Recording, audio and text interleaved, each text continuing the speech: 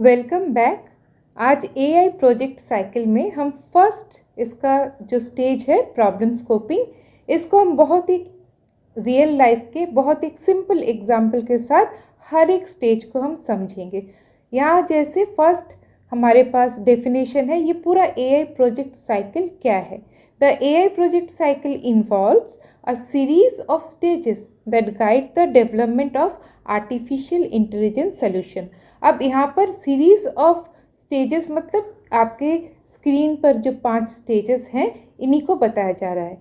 These stages help ensure that AI projects are well planned, executed and deliver meaningful results।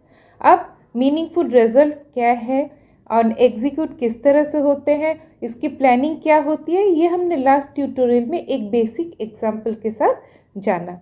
आज हमारा focus point क्या है, problem scoping. और problem scoping के जो फ्यू स्टेप्स है उसको हम एक रियल लाइफ एग्जाम्पल के साथ, बहुत ही ईजी एग्जाम्पल के साथ वन बाय वन जानेंगे। अब प्रॉब्लम स्कोपिंग, इसको हम यहाँ पर 3 बुलेट्स में समझ सकते हैं और इन 3 बुलेट्स को हम बहुत ही डिस्क्राइब वे से हमारे एग्जाम्पल के साथ जानेंगे, जिससे हमारे लिए ये प्रॉब्लम स्कोपिंग क्या है ये याद रखना बहुत ही आसान हो जाएगा। तो फर्स्ट एक बेसिक सा इसका डेफिनेशन जानते हैं। तो प्रॉब्लम स्कोपिंग में क्या होता है, define the problem you want to solve with the AI. कौन सा प्रॉब्लम है जिसको हम सॉल्व करना है। अंडरस्टैंड द प्रॉब्लम स्कोप, जैसे इसके बाउंड्रीज क्या है, ऑब्जेक्टिव्स, इसके फोकस पॉइंट्स क्या है, एंड कॉन्स्टेंट्स, या फिर हम बोल सकते हैं इसके लिमिटेशंस क्या है। अब स्कोप, ऑब्जेक्टिव, कॉन्स्टेंट्स ये हम एग्जाम्पल में देखेंगे। Identify the stakeholders and their requirements. अब ये stakeholders as per question, as per situation, ये स्टेक होल्डर्स कौन कौन हो सकते हैं, कौन पर्सन्स हो सकते हैं, इसे भी हम देखेंगे। तो फर्स्ट हमारे लिए ये क्वेश्चन बनता है, why problem scoping stage is important. अब ये जो फर्स्ट स्टेज है, इन 5 या 6 स्टेजेस में से प्रॉब्लम स्कोपिंग क्यों इम्पॉर्टेंट है, क्यों ये होना चाहिए। Proper problem scoping is crucial for the success of an AI project as it lays the foundation for the subsequent stages of the development life cycle। मतलब सिंपल सी बातों में कि ये एक प्रॉपर रोड मैप आपको देता है, मतलब बाकी जो स्टेजेस हैं उनको एग्जीक्यूट करने के लिए एक सही वाला रोड मैप देता है। अगर सही रोड मैप नहीं होगा आपके सामने तो आप गलत डेस्टिनेशन पर पहुंचोगे, और यहीं से अगर सही रोड मैप आपको मिल गया तो आपका डेस्टिनेशन भी सही तरीके से आप पहुंच पाओगे। अब आपके सामने एक नया टर्म है 4W प्रॉब्लम कैनवस। अब ये 4W प्रॉब्लम कैनवस में होते हैं who, what, where and why. तो ये टूल क्या हेल्प करता है कि इन चारों W का जब उत्तर सही तरीके से आंसर मिल जाता है तो रोड मैप भी सही तरीके से क्रिएट होता है। तो अब हम इन एक एक W को एक प्रॉपर क्वेश्चन के साथ समझेंगे। अब फर्स्ट लेके मान के चलिए कि हु मतलब आप यहाँ पर स्टेक होल्डर के इन्वॉल्वमेंट के बारे में हमको जानना है। तो as per definition, who are the end users, domain experts and decision makers. ये हु एड्रेस करता है, understanding their perspectives helps shape the AI project efficiently या फिर इफेक्टिवली। मतलब चलिए एक हमारा जो क्वेश्चन है, प्रॉब्लम स्टेटमेंट है, students are struggling with a particular subject in a school. अब आपके क्लास में बच्चे एक सब्जेक्ट को लेके बहुत परेशान है, सपोज वो एआई ही हुआ। परेशानी बहुत तरीके के हो सकते हैं। तो फर्स्ट क्वेश्चन हु से क्या बनेगा, who are the key stakeholders involved और affected by the students struggles in the subject. अब एआई जो ये सब्जेक्ट है, या फिर एआई में अब रोबोटिक्स मान के चलिए ये जो सब्जेक्ट है, इसमें स्टूडेंट्स जो अफेक्टेड हो रहे हैं, स्टूडेंट्स का जो रिजल्ट जो आ रहा है, इसके लिए किन किन लोगों को प्रॉब्लम हो रही है। तो अब यहाँ पर वो पर्सन कौन है, the key stakeholders include student. जो स्टूडेंट्स मतलब जो एंड यूज़र हैं वो तो स्टूडेंट्स ही है, वो अफेक्टेड हो रहे हैं। टीचर्स मतलब जो डोमेन एक्सपर्ट्स हैं वो अफेक्टेड हो रहे हैं। नेक्स्ट है पेरेंट्स एंड स्कूल एडमिनिस्ट्रेटर्स, मतलब हम इनसे बोल सकते हैं डिसीजन मेकर्स, ये भी अफेक्टेड हैं। तो इन चारों स्टेक होल्डर्स को मिलाकर ये प्रॉब्लम क्रिएट हो सकता है। मतलब हमको सोल्यूशन ढूंढने के लिए भी इन चारों पर एड्रेस करना है कि ये सॉल्यूशन कैसे आए। तो नेक्स्ट हम चलेंगे नेक्स्ट डब्ल्यू पर। अब हमें हु के बारे में पता चल गया कि एक क्वेश्चन के हिसाब से स्टेक होल्डर्स कौन कौन हो सकते हैं। अब व्हाट मतलब problem definition. In AI problem scoping this involves precisely defining the problem that the AI system aims to solve. What is the specific challenge or goal the AI project addresses? अब what मतलब क्या है, simple सी बातों में problem क्या है। अब question बन सकता है हमारे प्रॉब्लम स्टेटमेंट के हिसाब से, what specific challenges are students facing in the subject. अब एआई में चलिए रोबोटिक्स है तो उसमें स्पेसिफिक किस प्रॉब्लम मतलब स्पेसिफिक पॉइंट क्या है उस प्रॉब्लम का। Students are finding the subject difficult due to the lack of engaging teaching materials and limited practice opportunities.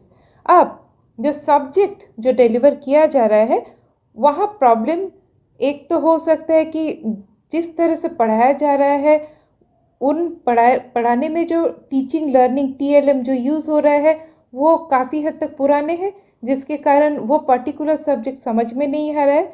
या फिर लिमिटेड प्रैक्टिस अपॉर्चुनिटीज़, अभी सपोज़ आपने पढ़ाया बहुत अच्छी तरह से और टीचिंग मटेरियल भी बहुत अच्छा है मगर बच्चों को प्रैक्टिस करने के लिए नहीं मिल रहा है, इसीलिए वो उसको और बेहतर वे से समझ नहीं पा रहे, ये भी हो सकता है। हम पर्टिकुलरली अभी एआई और रोबोटिक्स के मतलब को ही सामने रखकर इस क्वेश्चन को हम समझ रहे हैं। ओके, अब नेक्स्ट, अब वेयर, इसको सामने रखकर अगर हम ये 4W को सोचे तो वेयर मतलब कॉन्स्टेंट्स एंड फिजिबिलिटी। अब हमारा जो प्रॉब्लम है कि स्टूडेंट स्ट्रगल कर रहे हैं in AI problem scoping understanding the constant is essential. अब ये प्रॉब्लम क्वेश्चन के हिसाब से कौन लोग अफेक्टेड हो रहे हैं, फिर हमने समझ लिया व्हाट क्यों हो रहे हैं, उसके कुछ कुछ कारण हमने ढूंढे। अब where are the limitations and constraints that may affect the development and deployment of AI system। अब हमको पूरा रोड मैप को बनाने के लिए where को भी समझना बहुत ज़रूरी है।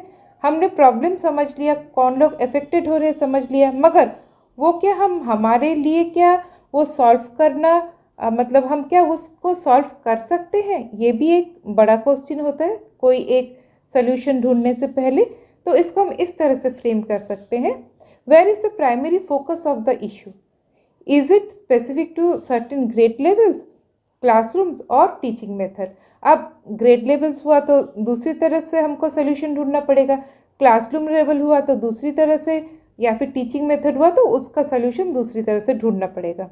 अब the challenges are more pronounced in specific classrooms where traditional teaching methods are predominant. अभी सोचिए एक आंसर हमें मिला कि प्रॉब्लम मेनली हो रहा है क्लासरूम्स के लिए या फिर टीचिंग मेथड्स के लिए। सपोज एआई रोबोटिक्स ये कुछ ऐसा सब्जेक्ट है जिसको अगर हम सिर्फ टेक्स्ट बुक से पढ़ें तो इसको हम 10% ही समझ पाएंगे, मगर सपोज इमेजेस दिखा के पढ़ाया गया तो उसको और 10% ज़्यादा अच्छे से समझेंगे। मगर अगर ऐसे हुआ कि आपको कुछ मॉडल्स, जैसे आजकल रोबोटिक्स के बहुत सारे मॉडल्स हैं, उनको सामने रख के सिखाया गया तो और बेहतर वे से समझ सकते हैं। तो हमको सॉर्ट आउट करना है कि कहाँ पर वो प्रॉब्लम एग्जिस्ट करता है। और नेक्स्ट डब्ल्यू कौन है, वाई। वाई मतलब in objectives and goals. In AI problem scoping it's important to articulate why the AI solution is needed, what objectives it aims to achieve and what goals it should fulfill। अब हमारे problem statement के हिसाब से why are students struggling with the subjects, what are the underlying cause, the teaching materials are outdated, हो सकता है जिस material से पढ़ाया जा रहा है वो बहुत पुराना तरीका है, and there is a limited use of interactive methods। अब जैसे रोबोटिक्स आप सीखोगे तो रोबोटिक्स में आपको अगर आप अप्लाई कर सको, आइदर वो आपके पास हैंड में, जैसे आप रोबोटिक्स के पार्ट्स को इंस्टॉल करके जैसे करते हो उस तरह से करो, या फिर आपके पास उतने पैसे नहीं है, मतलब जहाँ पे हम लिमिटेशंस देख रहे थे कि सपोज स्कूल है, वो स्कूल के एफर्ट कर सकता है, स्कूल का इंफ्रास्ट्रक्चर इतना है कि वो रोबोटिक्स के सारे मटेरियल्स से आपके लिए एक लैब बनाए, या फिर कंप्यूटर में ही रोबोटिक्स के जो सॉफ्टवेयर्स है उन्हें इंस्टॉल करके भी हम इसका प्रैक्टिस कर सकते हैं। तो इस तरह से हम इन चारों W जो है who, what, where and why का आंसर अगर सही से ढूंढ ले तो हमको क्या मिल रहा है कि स्कोप क्या है, ये हमें फर्स्ट पता चल जा रहा है कि इसके बाउंड्रीज क्या है, फोकस एरिया पता चल रहा है कि आइदर टीचिंग मटेरियल्स को सुधारना है या फिर बच्चों के लिए कुछ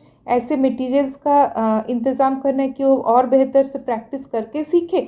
मतलब पर्टिकुलर क्वेश्चन के ऊपर, पर्टिकुलर टॉपिक के ऊपर ये सारे डिसाइड होते हैं।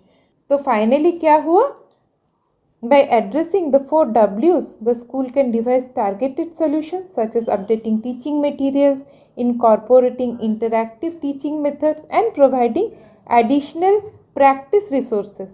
This approach aims to enhance students' understanding and performance in the challenging subject.